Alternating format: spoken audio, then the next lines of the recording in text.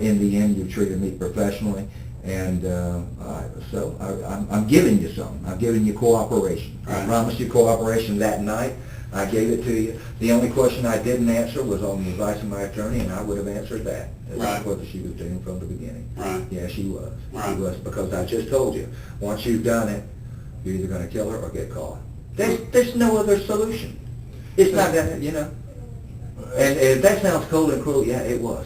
It's the soldier in me. Mm-hmm. A soldier doesn't matter why, he just does or dies.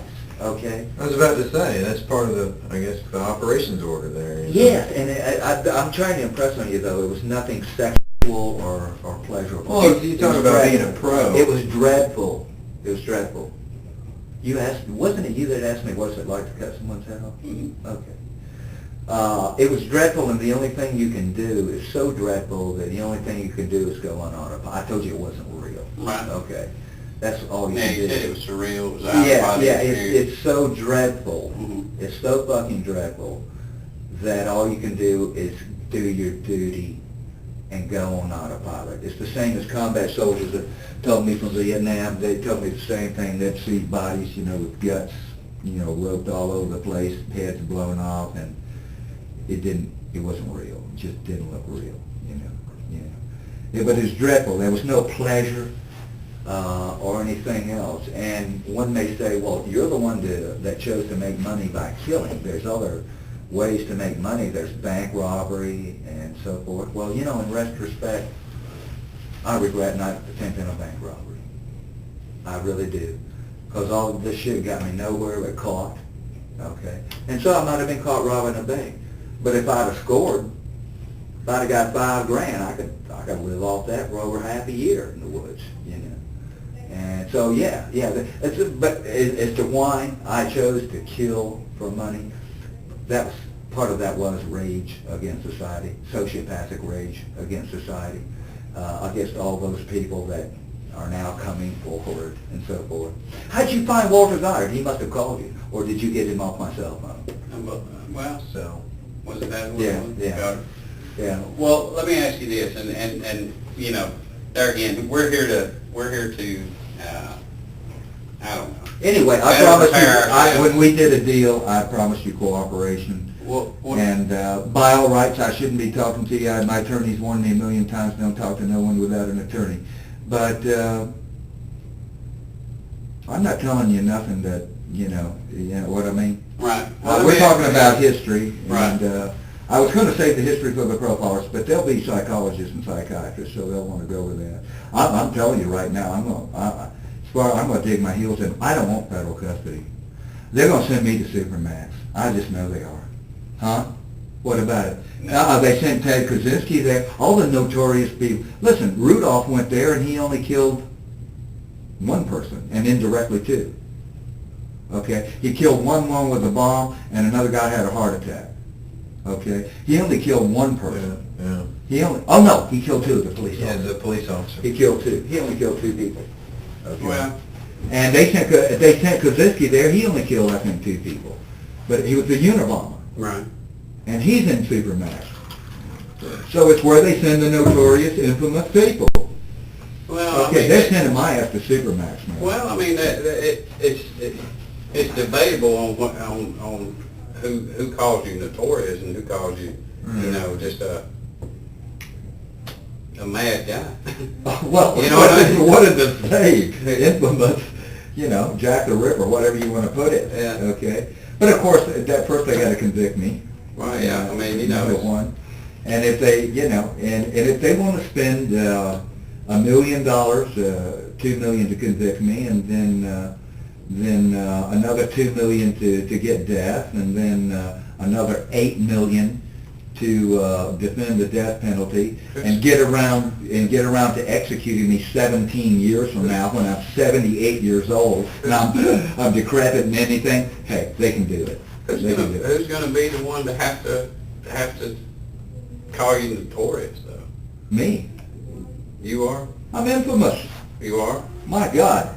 I mean, I've read a little of the news that my lawyers brought me a little bit, but almost, I don't really want to read it. It's true. Curl your fucking hair, man. I mean, drifter was a mean streak. That's what the AJC article, a drifter with a mean streak. No, misfit. Misfit was a mean streak, yeah. Well, misfit I am. Well, it's true. I do have a mean streak. I think what they don't understand is there's something a little more than that, though, that... They don't understand that, except for this rampage, I was the injured party. I kid you not. They have screwed, Jude, and tattooed me every which way society has. They called the police on me 30 times when they were the transgressor, trying to get me... Those people in the park type thing. Yeah, and all of society, trying to get me in trouble. If they had their way, they would tell lies to the cop. The cop would arrest me and send me to the penitentiary, take my dog away, and ruin my life, just because they don't want to be wrong. Okay? It's as simple as that. You talk about cruel and heartless, man. And you talk about, hey, kill motherfuckers. You start getting that thing, you're just raging in society. Well, you're getting a little bit into your, more than what we're trying to discuss here. Well, what are you trying to get at except a biography? Well, that's basically it. I'd like to have a biography of you. Well, you're not going to give this to the press. I'm saving No, I'm absolutely. saving this for a book, man. Are you? Yeah. Okay. Hey, I got to keep some money on the books. Right, I understand. Okay, I got lots to do. I understand that. And no one's called you up and said, hey, I got some money for Gary Hilton. I got to get some money on the books. Right. Okay.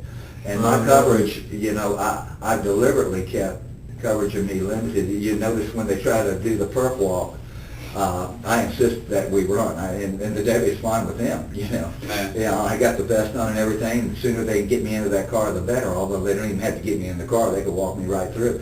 And I'm the one that insists on running to the car. Did you see the way did you see it on TV? Oh yeah, running. I'm the one that wants to do that. You see, I was leading them. And they'll open that door, another one will open that door, and I'm the one that just dives in head first, So kind of like a Hollywood celebrity that's been bad and now trying to, you see what I mean? The more you limit it, the bigger demand it makes.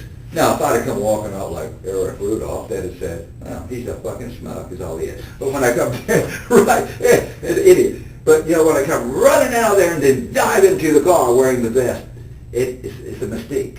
Yeah. You got a style about you, Mr. It's the style. See, I'm saving it. Your gravitas kicking there. Now, yeah. So you. Everybody's got a. No one's got pictures of me either, but I got 5,000 pictures of me.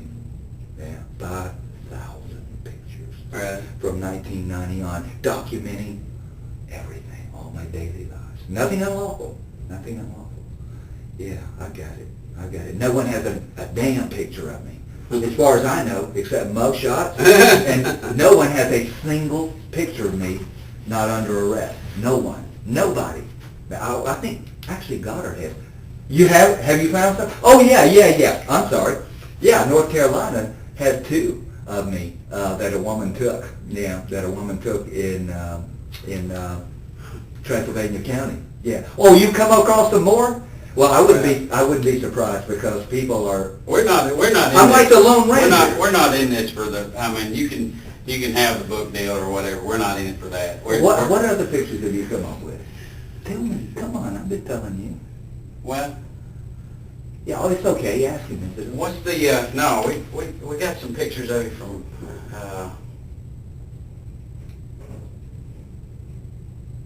Is it out west somewhere? Yeah, I think it's. Out west? Rainier, I think. Mount Rainier? Mount Rainier. You mean Mount St. Helens, more than likely. I was at Rainier too. But I only spent an hour or two there. Well, you talked about wanting to be a guide or wanting to be a teacher. And someone just took a picture of me, huh? Yeah.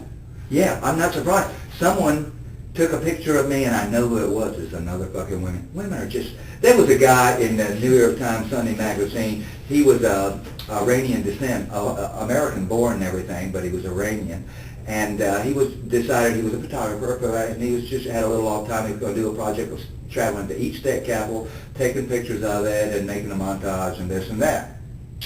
He rented it, bought an old van. He was going to do it. Well, he's taken an airplane to pick up his van, the first leg of his trip, and he explained to a woman what he was doing. I'm going to go to East, and she's an Iranian. Dekalb. And while he was asleep, she took pictures of him, snitched on him. And as this guy's touring each day capsule, it gets harder and harder. They were like waiting for him. They got him on the list. He was arrested several times and detained. He was refused entry. He finally had to stop it because this one woman, he had told about his project in all sincerity and truthfulness, you know, took his picture while he was asleep on the airplane and snitched on him, okay?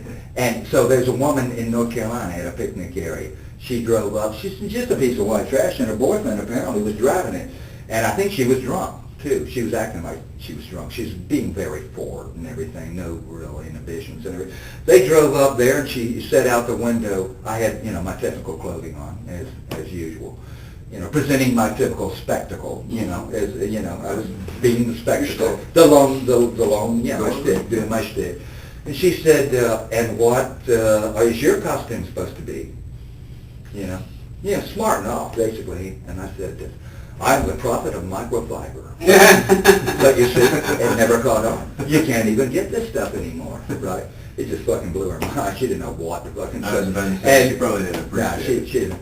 And yeah, and I'm almost sure it was, the photograph was taken from where she was sitting, and I'm almost sure it was her. A piece of white trash. She takes this photo, she saves it for 4 months or whatever, and then comes forward in here. Here's a photo. She ain't nothing but a piece of drunk white trash herself. Okay, so I guess you have gotten.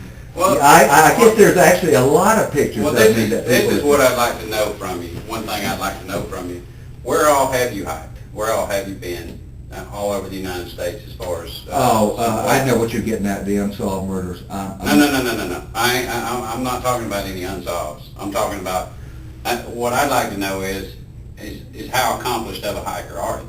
I mean, you've been to. I'm going to tell you something. I want to tell you something. I've never met anyone ever, and people are full of shit on this too. But I've never met anyone anywhere, any way, that has the time in the woods and the time on the trail that I have. I've never worked full time anyway in my life, except for the U.S. Army. And for the 6 months I went straight, I worked full time, okay, in 79, 80, I worked 6 months. Other than that, I've never worked full time. I've been a criminal, okay? I was a career criminal in lawful charity from 73 to 93, okay, for 20 years, okay? And so I never worked full time. I've been a criminal. I couldn't get up and go to work every morning. And I've just been a soldier. It took me to the 90s to really realize what I was doing. I was just replicating what I did in the Army. That's all I was doing. I was doing field maneuvers. I was replicating what I did in the Army. I came to understand that I was just on perpetual field maneuvers is what I was. Hey, that's good enough. Some guys do it as a career. Nobody. And I've had the dogs too, which means I always have a hiking companion. One thing that holds a lot of people back from getting a lot of time in the woods, again, is an activity is not valid unless you're with someone else. That's our human nature. Right. And so of course it's hard. You ask 10 people, oh, do you hike? Oh yeah, hiking? Yeah, I hike. Well, let's go next Saturday. Well, no, I got a wine tasting next Saturday. That kind of stuff, right? In other words, when the pavement ends, they get nervous, basically. But I had the dogs. And a golden retriever, man, the worse the weather is, the more cold, nasty, wet, dreary, bitter, windy the weather is, the better they like it.